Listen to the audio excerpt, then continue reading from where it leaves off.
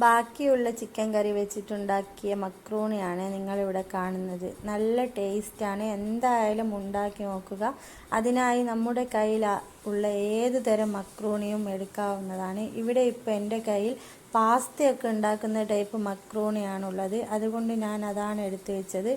Chicken കറിയും ഇവിടെ തന്നെ വെച്ചിട്ടുണ്ട്. അതിനായി ഒരു പാൻ വെക്കുക.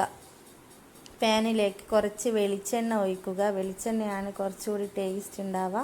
വെളിച്ചെണ്ണ ഒഴിച്ചതിന് ശേഷം അതിലേക്ക് നേരത്തെ ഒരുക്കി വെച്ചിട്ടുള്ള ഇഞ്ചി വെളുത്തുള്ളിയൊക്കെ ഇട്ട് നന്നായി വഴറ്റുക. അതിനുശേഷം കുറച്ച് കറിവേപ്പിലയും അതിലേക്ക് ഇട്ട് കൊടുത്ത് ഇളക്കുക.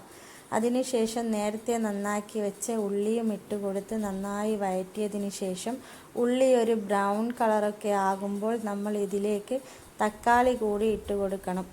തക്കാളി ഇട്ട് കൊടുത്തതിന് ശേഷം നന്നായി ഇളക്കിയിട്ട് ഒരു നുള്ള് ഉപ്പ് ഇട്ട് കൊടുക്കണം.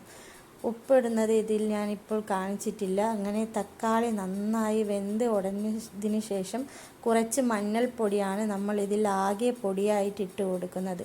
അങ്ങനെ കുറച്ച് മഞ്ഞൾപ്പൊടി ഇട്ടതിന് ശേഷം നേരത്തെ മാറ്റി വെച്ച ചിക്കൻ കറി ഉണ്ടല്ലോ, നമ്മുടെ ചിക്കൻ കറി, ബാക്കി വന്ന ചിക്കൻ കറി ഇതിലേക്ക് ഒഴിച്ചു കൊടുത്തിട്ടുണ്ട്. അതിൻ്റെ ചിക്കൻ നേരത്തെ തന്നെ മാറ്റി വെച്ചിട്ടുണ്ടായിരുന്നു. ആ ചിക്കനും ഇതോടൊപ്പം തന്നെ ഇട്ട് കൊടുക്കേണ്ടതുണ്ട്. അങ്ങനെ ഇതൊക്കെ നന്നായി വഴറ്റണം. നല്ല വെന്തുടഞ്ഞ് പാകത്തിനാകുമ്പോഴാണ് നമ്മൾ ഇതിലേക്ക് മക്രോണി ഇട്ട് കൊടുക്കേണ്ടത്. അങ്ങനെ മക്രോണി ഇട്ട് കൊടുത്തതിന് ശേഷം നന്നായി യോജിപ്പിക്കണം. മക്രോണിയിലേക്ക് മസാലയൊക്കെ എത്തും വിധം നന്നായി യോജിപ്പിക്കേണ്ടതുണ്ട്. അങ്ങനെ യോജിപ്പിച്ചതിന് ശേഷം തീ കുറച്ച് വെക്കണം. തീ കുറച്ച് വെച്ചാൽ നല്ല തിള വരും. അപ്പോൾ നന്നായി ഒന്നുകൂടി ഒന്ന് യോജിപ്പിച്ച് കൊടുക്കണം.